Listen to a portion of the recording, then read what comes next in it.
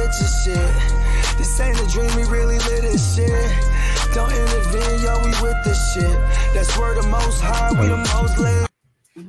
And we are back for Act 3, our breakdown of Pineapple Express. What's going on, everybody? Yeah, welcome back. I'm so high, and these mushroom chocolates, they're hitting pretty good, and I'm sweating like a motherfucker. I'm having trouble rolling this joint. I keep dropping the crutch. I'm like, what? Like, fuck it. That one's done. And on the last episode of Silver Screen Breakdown, I forgot. That was my last time on Silver Screen Breakdowns. We see our man Dale and Saul there getting into all kinds of craziness, but now they've split up. They've Dale Denton has revealed what he really feels about Saul and that he's nothing more than just his weed dealer. And James Franco tells him to fuck off. But as James Franco goes to visit his bubby at the retirement home, he is picked up by Budlowski and Matheson. And now we are where Dale and Red are getting ready to go to Ted's lair, his underground lair. Yeah, the HQ. Yeah. The bad guy headquarters. And I got a scene for us here. So right after Dale, he finally convinces Red, like, come on, man. Like, if you are a dick in real life, you're going to come back as like a piece of shit. And he was like, you know, this is your time to be this is your time to be a hero. And he convinces Red, and then they have a little montage. And Red, Loki, I know he's a weirdo, and he's probably got herpes and all kind of hepatitis, and like, you definitely don't want to share a blunt with him or get any of his blood on you. That's for sure. But he's a gangster, man. He got hella straps, all this shit, man. Heck yeah. They got hella straps, man. Heck yeah. All right. You finally got it rolled there, Bogey. Yeah, man. We're gonna get through this thing together. Well, you don't roll you just do the bongs, huh, Alex? Yeah, and the dabs. Yeah, I like that a little bit better. I'm learning from you guys by watching. And here we go. So here's a little montage with our man Dale and Red after Dale. I used to use this little gun when I was a prostitute. They always mix in some goofy ass lines. Thug life. And now's where it's getting real. You know, they're on their way. They are on their way to the hideout. And Ted has actually made his way there. And we see that, like, the whole Asian mafia is kind of like, you know. They're about to strike, bro. And they got the fucking, they got some ammo. Up. That's what you would call an outfit. Yeah. You know what I'm talking about? Like military type shit, bro. Like they had an outfit, bro. Like for real. Yeah. Heck yeah. And Dale, it's crazy. He thinks like he has a really good plan. You know, comes in there and he's like going to take a guy hostage. And he's like, nobody move or this guy gets it. And Budlowski's not having it. He doesn't even care. He just shoots the guy right then and there. You know what I'm saying? He didn't have time to play around. He needed to be there. He needed to get home for dinner. He's serious about his dinner with the wife. Yeah. And now they got him hemmed up, right? Then he shoot him and hit him in the ear. Not yet. Oh, that was disgusting. That was disgusting, guys. That was a crazy part. That's just funny. I went to that one. I thought, that was tough to watch. I've never seen that one before. Okay, where that was 0-2. So they got him hemmed up, though, right? They got him hemmed up in there, right? Because now they got him in that little prison area type shit. You know what I mean? Yep. And it's funny because remember they plotting and he just goes there like, listen, man, I can hear everything, man. Yeah, and it's like, it's just the whole thing. We hear everything you're talking about. One cough, or I cough, you go, you cough, I go, like all that. And isn't it funny too? Oh, he already had smashed him in the face though, huh? With the coffee thing. Yeah, that was James Franco went. Yeah, he's pissed about that. He's really hot. He's hot about that shit. Burnt this whole shit up. Now I'm about to kill the fuck out of this motherfucker. But they haven't done it yet because it's by strict orders from Ted, right? Because Ted wants him alive. Yeah, he wants to be the one to do it. And so yeah, Ted finally shows up as they're like they're just in a prison room, pretty much all tied up, and they're trying to get each other out, but they can't.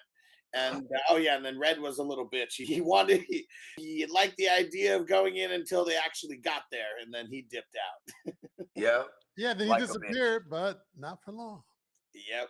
But I don't know what it is. Matheson, he's still like he knows that they're gonna try to break out, but he's not like ready for it. I guess like Seth Rogen charges him real quick and he drops the gun, and then they do end up getting out. He shoots him.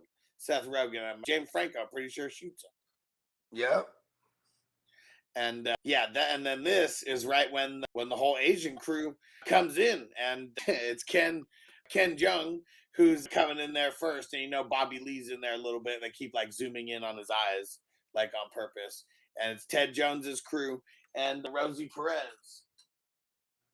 Hold on a second. Why did they zoom in on his eyes on purpose? Just so you can see that it's him. That's what I assume. Yeah, But it's you also- could tell it was him. Oh, because he's got sorry. It's because he's wearing a ski mask. Half the guys are wearing like ski masks as they go in there. Yep. Okay. So they're zooming in on his eyes so you can see it. Yeah. Also, too, that's like an homage to them old. That's like an homage to them old like Asian flicks, and even like the old cowboy like spaghetti westerns. Where they like onto the eyes. You know what I mean? Yeah. Heck yeah. And so while Matheson, he gets a shot off, and that's the one that shoots Dale in the ear. It's Matheson who shoots Dale in the ear. And yeah, that shit is gross. It's gross. You see the whole thing just like fall off and like touches it. He doesn't know that he's been shot, and then he touches it. Oh yeah. Bloody murder. This is a crazy shootout. They needed a lot of. You think like for a movie like this, the special effects guys are kind of going a little crazy. Well, it's more so you're still probably doing the old school like blood patches, but then you're adding shit. You're adding to it. You know what I'm saying? You're adding to it with the special effects. You get what I'm saying? Yeah. What do you think, Nelson?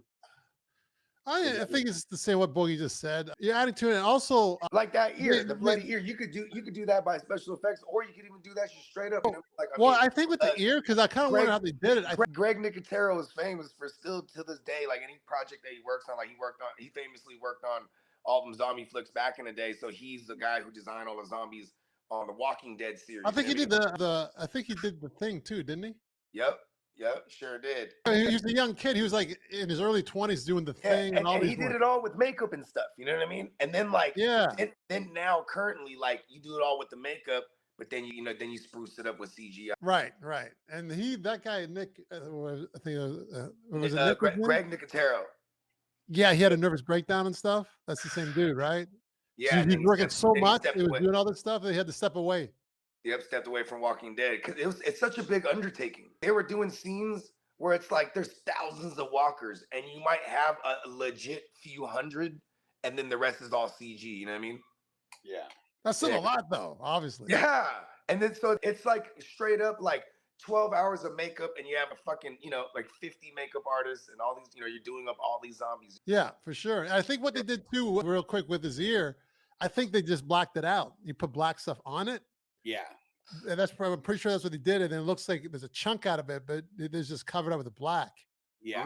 Because, if you put a fake tooth, if you want to see a guy that's missing a tooth, you put a black cap on the tooth, and it's just a gap, right? Yeah. I think they did something like that with his ear. Makes sense. Blew his whole shit off. And really, we're just getting a crazy shootout here for the last 20 minutes, of the movie. We see it going.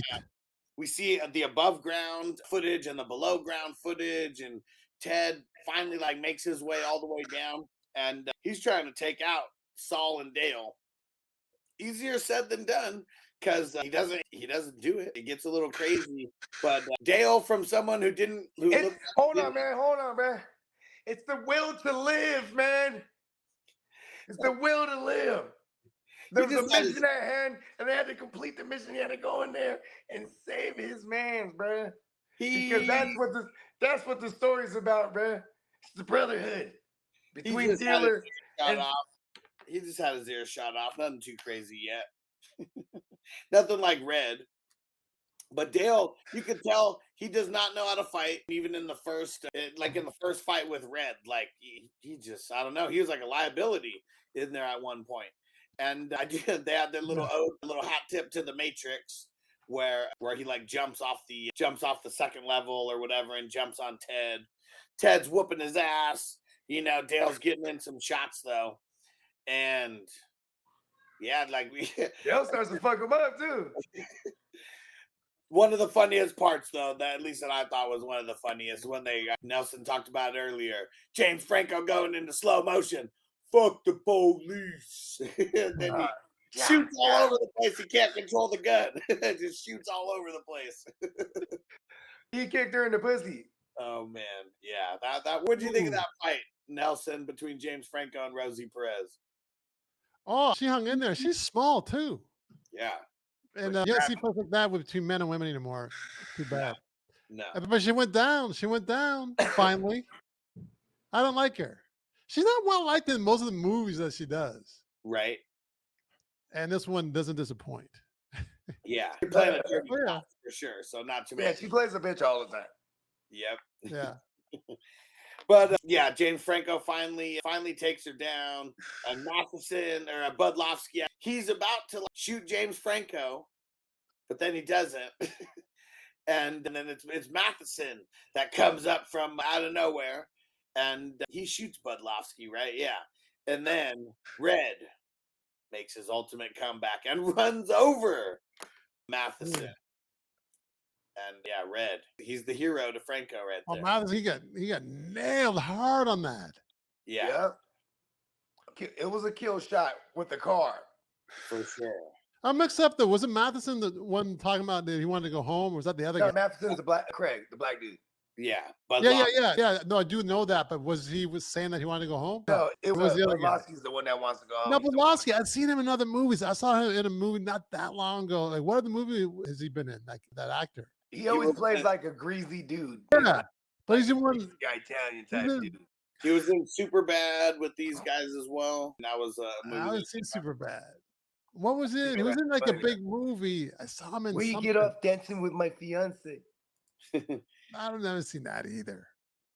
That's another one that was funny. It's like that one's like kind of a cult classic too for the kids that were young when that came out. You know what I mean? I'll have to look him up.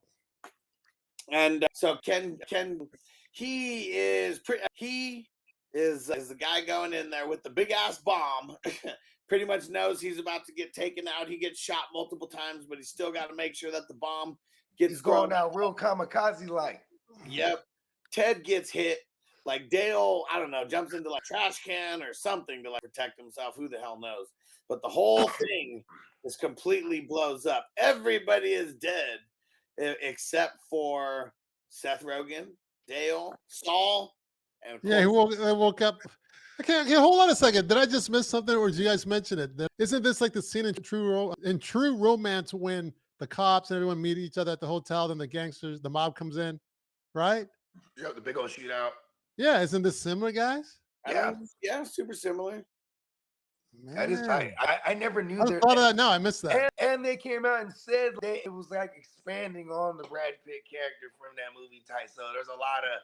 They definitely took a lot from the movie. Yes, Jamie. I never seen Superbad. Jamie's getting on my jock. Hey, Nelly. Hey, check this out, Nelly. I was just telling Huss earlier today. Like, I get a kick out of doing this show with the movies that you've never seen. You know what I mean? Yeah. Because it's, you know what I'm saying? It's like this was a classic Weedhead one to us, but it's also like when you remove the stone, it's not just a stoner movie. It's like a fucking. It's kind of like it's an action, you know, thriller, mystery, comedy type of shit.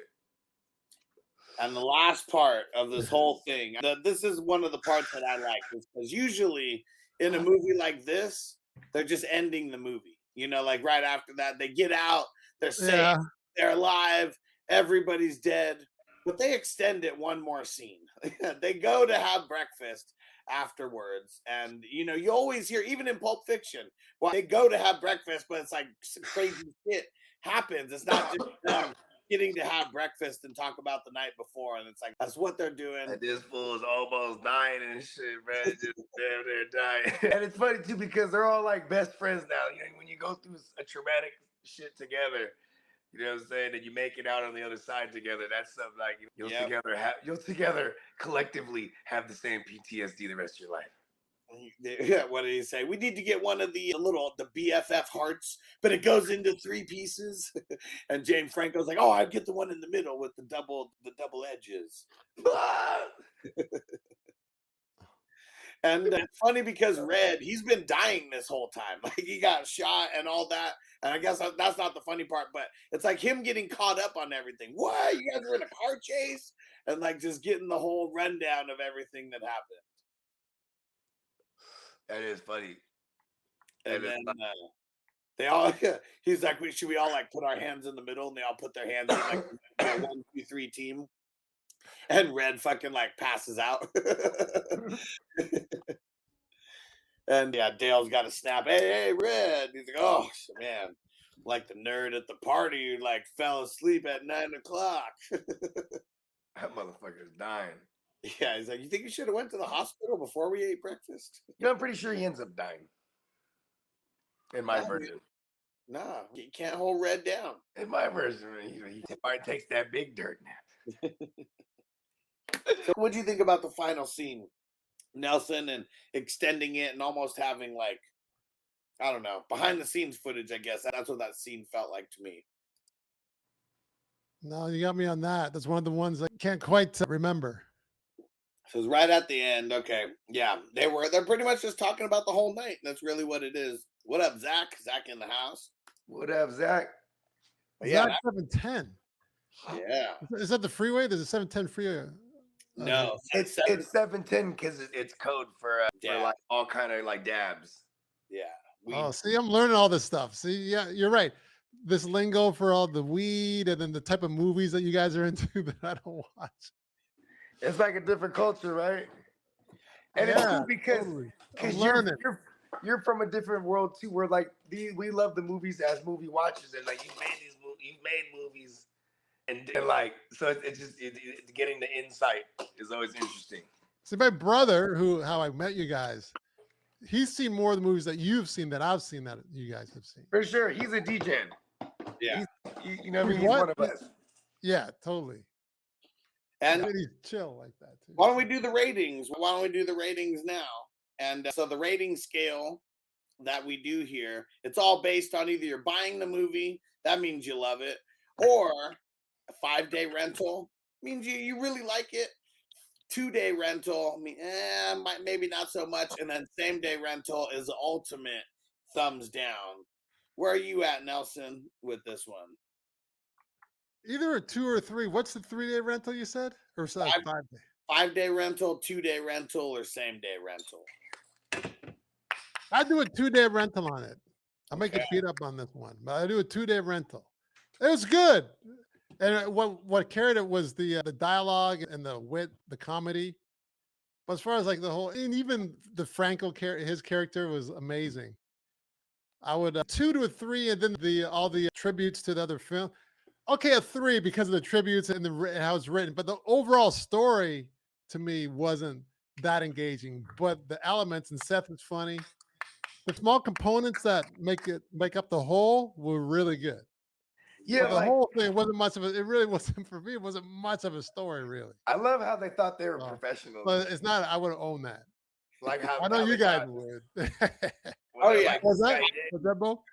Oh, like when they're like this guy Dale, like he's a professional. You know what I mean? Like it was just funny how like all the good. All the weed head. Good. Oh no! So what they put together, yeah, I give them an A for putting it all together. But as far as me, like for like to entice me to grab me as a story, I got to see that movie, it's not. Crispy said same day. You jerk. Well, this one's a buy for me. I mean, most of these stoner movies are going to be the buys. You know, I've seen this movie at least a dozen times, if not more. Who knows how many times over my life. But yeah, love it. And you know what? This might be a good time to shut it down. I'm gonna eat. I got a plate of food delivered to me. Yeah, I turned mine on about a half hour ago. Yeah. I think we're gonna close this out. And where'd Bogues go? Who knows? Not sure. It will be God by the time he gets back. Then. Make sure you guys go subscribe to the Silver Screen Breakdown podcast. Go subscribe to the Silver Screen Please Breakdown do. YouTube channel. Show us some love. And Nelson, remind them where to go find you at and follow you. Nelson Tynes, Instagram, just my name, put it in, and YouTube, put me in the search window, Nelson Tynes, and then you'll see the couple different demo reels and a couple different montages come up of my acting. Yeah, do that. There we go. Follow And and like my stuff. Subscribe or follow me too. I'll follow you back. we got the movie that we got coming up next week, Bill and Ted's Bogus Journey, and we got one of our homies, Corey from Big Dumb Movie Podcast. Oh yeah, that's right. Yeah, this one's gonna be a fun one. He loves it. He said be prepared to make it a long one because he's gonna go very in depth with this movie. And he's probably gonna bring some of his peeps over too, right, to the feed.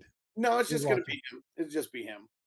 No, but he's probably advertising on his channel. Oh He's yeah, gonna yeah. be on People into the live on stream. our channel, so they'll be jumping on. Yeah, that's Yeah, what so we we'll have got. a little more people in the chat probably next week. Heck yeah. All right. We'll see you guys next week. Every Friday, 5 p.m. West Coast time, 8 p.m. Eastern time. We do the live recording. So you guys can come check us out live, get involved in the stream. We appreciate you guys. See you next week. Absolutely. Peace out. Peace.